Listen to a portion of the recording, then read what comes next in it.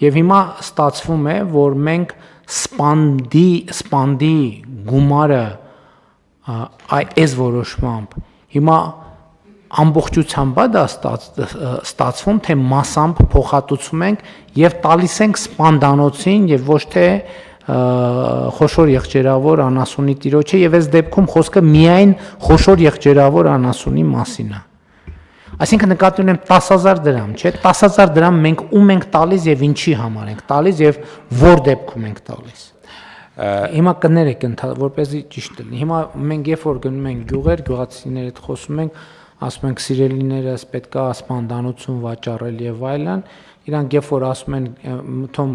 շատ կարողանում ենք միսը վաճառել, մի հատ էլ պետք է տանենք 10,000 դրամ տանք մորթելու համար։ Հիմա որ ես գնում եմ գյուղեր, կարամ վստահ ասեմ, Ժորժ ջան, հիմա այդ 10,000 դրամը